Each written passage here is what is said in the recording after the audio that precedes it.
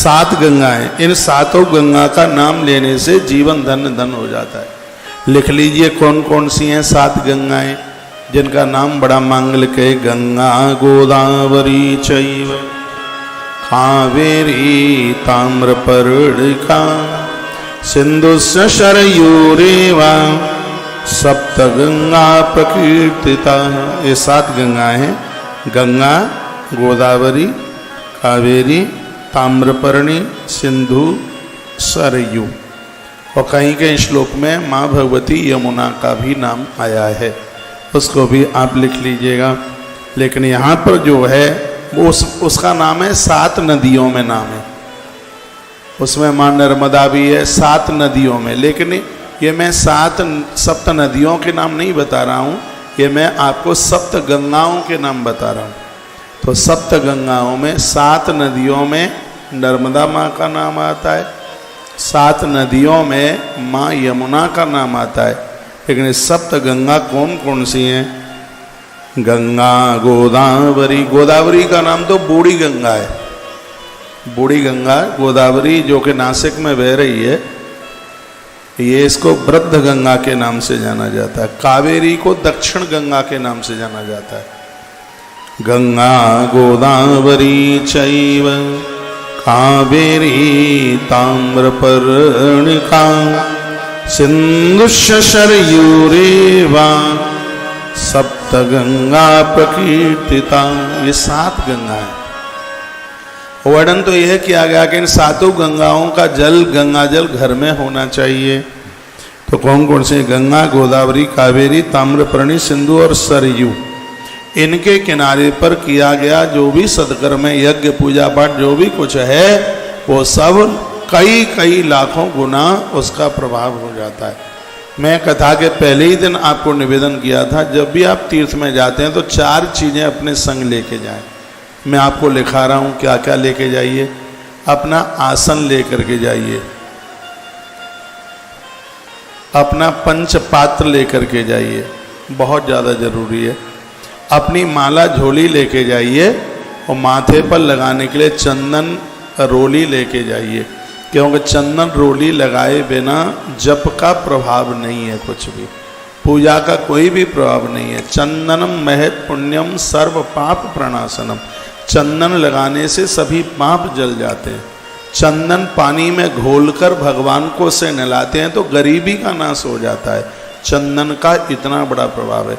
हम हिंदू सनातनी लोगों के घर में चंदन होना ही चाहिए।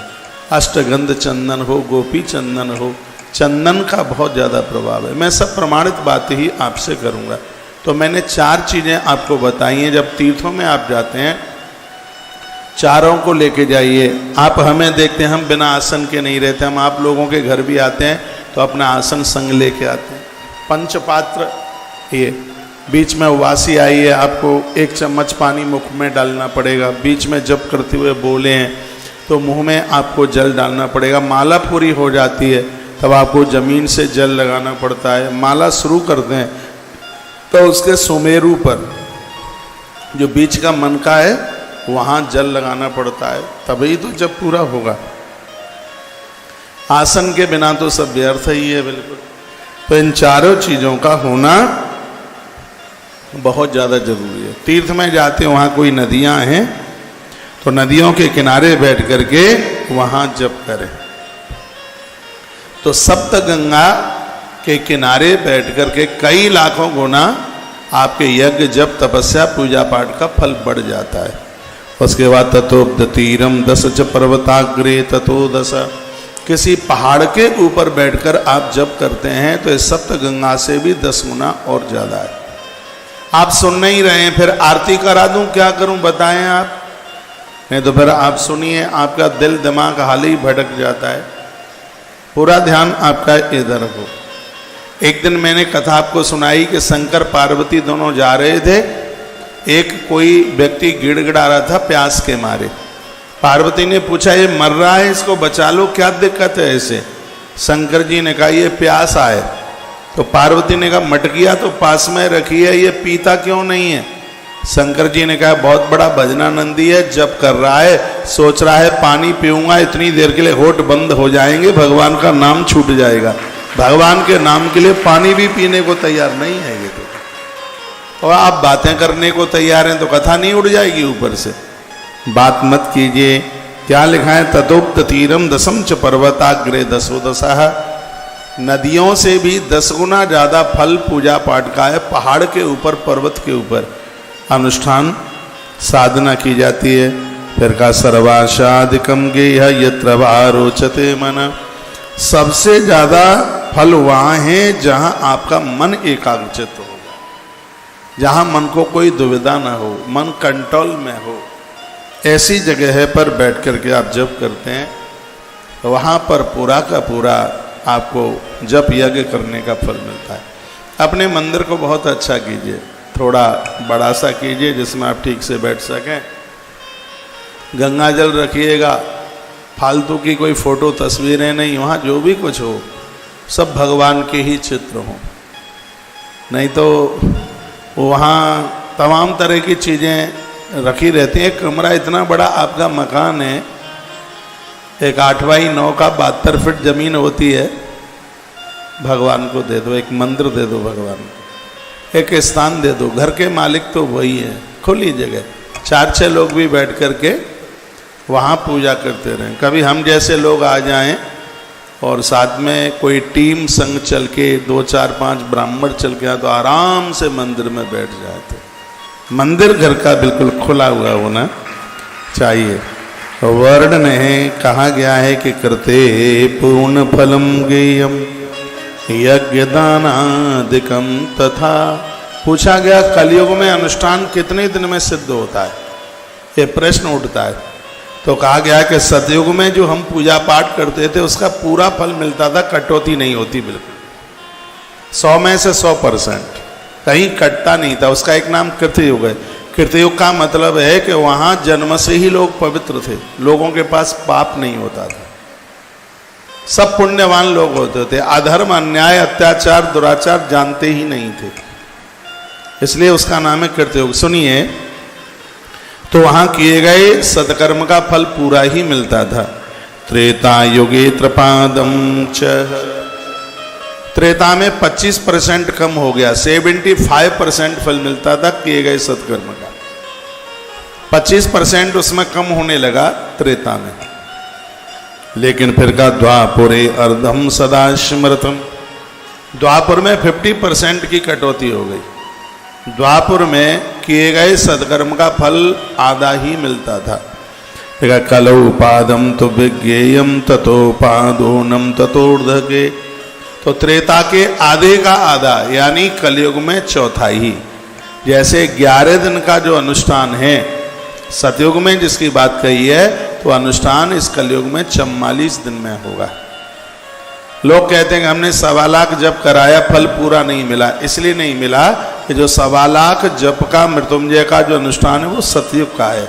कलयुग में उसके लिए 4 गुना चाहिए, 1.25 लाख के 4 चरण पूरे हों तब वह अनुष्ठान अपने आप में पूरा होगा, क्योंकि यहाँ पर संख्या चतुर्गुणी चाहिए। ऐसा ही शिव महापुराण में लिखा है कि कलकाल में 1/4 ही फल उसका मिलता है, क्योंकि इतने व्यसन हैं, मानसिक सोच बिल्कुल गड़बड़ है। एक बात और, ये श्लोक बड़ा प्यारा है और ये लिखने के लायक है। क्या लिखा है? शुद्धात्मना शुद्धि दिनम पुण्यम समफलम विदु। यहाँ वर्णन किया गया कि यदि व्यक्ति मन से शुद्ध रहे, उसके अंदर घृणा नहीं है, दोष नहीं है, तो इस कलयुग में भी किए गए सत्कर्म का फल उसे सतयुग के बराबर मिलता है। ये उन लोगों के लिए जो मन से पवित्र हैं, झूठ बोलते नहीं हैं, शाकाहारी हैं, उनके पास किसी भी प्रकार का कोई व्यसन नहीं है, संयमी है वो। ऐसे लोगों को मैं कहता हूँ, बच्चों के भी बच्चे हो गए हैं, अरे पोता आ गया, बहुतों को तो पड़पोता आ गया है, संयमित जीवन जिए। अब तो आपको पता ही नहीं लगे कि तुम विवाहित हो।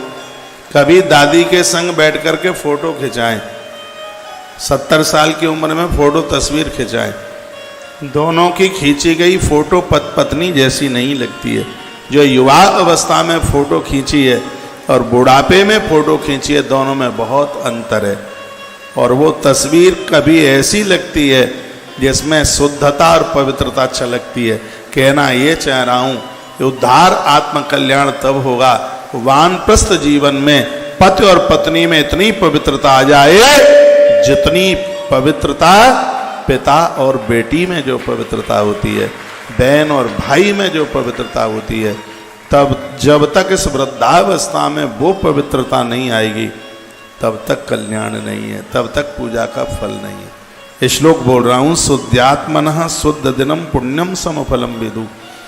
इस कलयुग में किए गए सत्कर्म का 1/4 ही फल मिलता है, लेकिन जिनका मन शुद्ध है, मन पवित्र है, किसी के प्रति द्वेष भावना नहीं है, शाकाहारी लोग हैं, कुछ गलत खाते पीते नहीं हैं, किसकी चुगली नहीं करते, गलत जगह पर नहीं जाते, किसी के लिए बुरा नहीं सोचते। सूत कहते हैं सौनक ऋषियों, कलयुग में भी उन लोगों को पूजा का पूरा फल मिल जाता है, सतयुग के बराबर मिलता है। एक बार बात बताओ, भाषा मेरी आपके समझ में आ रही है? पक्का? तो तालियां आप बहुत कमजोर बजाते हैं। तो यह ऐसी बड़ी अद्भुत जो बात कही गई है, यहाँ गायत्री महिमा का वर्णन किया गया है। इसमें लिखा गया है कि गायत्री का अधिकार तो सबको तो होता नहीं है ना, इसमें जनेऊ होना चाहिए, यज्ञोपवीत के बिना। वह भी ब्राह्मण गायत्री नहीं जप सकता जो जनेऊ ही नहीं, यज्ञोपवीत ही नहीं, उसको भी अधिकार नहीं है। जनेऊ के बिना वेद पढ़ने का अधिकार नहीं है। वेद माता गायत्री है, यज्ञोपवीत के बिना। हमारे यहाँ गुरुकुलों में जब तक जनेऊ नहीं हो जाता तब तक बच्चों को वेद नहीं पढ़ाया जाता। यज्ञोपवीत की जनेऊ की इतनी बड़ी महिमा है। लिखा गया, चतुर्विशलिक्षितम बा गायत्र्या जप संयोता। ऐसा कोई ब्राह्मण मिल जाए जिसने 24 लाख गायत्री का जप किया है। यदि ऐसे ब्राह्मण के चरण घर में पड़ गए तो सच मानिए घर देवालय बन जाएगा, उस घर में किसी भी प्रकार का दोष नहीं रहेगा। आज के समय में मिलते नहीं है ब्राह्मण, क्या करें, बड़ा घाटा हो गया है। गायत्री से तो ऐसे भाग रहे हैं जैसे अच्छा आदमी ठेके की दुकान से भागता है। गायत्री का जप नहीं है, उनके पास गायत्री जपते नहीं है, जनेऊ हुआ नहीं है, मुंह भरा है गुटखा खा खा करके, कर कर पीक साहब कबाड़ा कर दिया है। फिर कहते हैं कि श्रद्धा नहीं है जजमान की। जजमान के बगल में ही बैठ करके उठ पटांग करोगे तो उसकी कहाँ से श्रद्धा होगी। बढ़िया सा बनिए, जजमान तो लंबे होकर तुम्हारे चरणों में गिर पड़ेगा। जब तुम उसके घर से विदाई लोगे तो पूरा परिवार ऐसे रोएगा कि ऐसे बेटी ससुराल जा रही हो तो उसके माता पिता रोते हैं, ऐसे रोएगा, उसकी आंख में ऐसे आंसू। तो खुरापाती करेंगे तो श्रद्धा कहाँ से बचेगी। गणेश पुराण में लिखा है कि परमात्मा 4 जगह से भोजन करता है। गरीब को जिमाओ तो भगवान उससे तृप्त होते हैं, यज्ञ में आहुति डालो तो उससे भगवान तृप्त होते हैं, गौ माता को रोटी खिलाओ तो उससे भगवान तृप्त होते हैं, और ब्राह्मण को जिमाओ तो उससे भी भगवान तृप्त होते हैं। अरे जिस मुख से भगवान भोजन करता है ऐसा मुख तो सबका पवित्र होना चाहिए, पावन होना चाहिए। आज आदमी इतना मांसाहारी बन रहा है, ये जब से कोरोना चला है तब से थोड़ा सा कंट्रोल हुआ है, तब से तो ये कोरोना, ये मांसाहार का ही तो ये परिणाम है। ये एक बात आप मुझे बताइए कि अग्नि 2 तरह की होती है, एक मरघट की अग्नि होती है और एक यज्ञ कुंड की अग्नि होती है। आप ये भी जानते हैं कि यज्ञ कुंड की जो अग्नि होती है उसकी लोग परिक्रमा करते हैं, और जो मरघट की अग्नि होती है मुझे नहीं लगता कि वहाँ लोग प्रदक्षिणा परिक्रमा करने के लिए जाते हैं।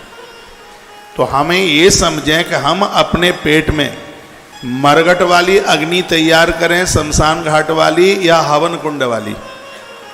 हवन कुंड वाली तो मरघट की अग्नि वो है जहाँ मरे मरायों को फूंका जा रहा है, और यज्ञ की अग्नि वो है जहाँ आहुति डालकर भगवान को प्रसन्न किया जा रहा है। तो जो मांस भक्षण करते हैं उनके पेट में तो शमशान घाट वाली अग्नि है, क्योंकि मरे मराए लोथड़ा खा पी रहे हैं वो तो कुछ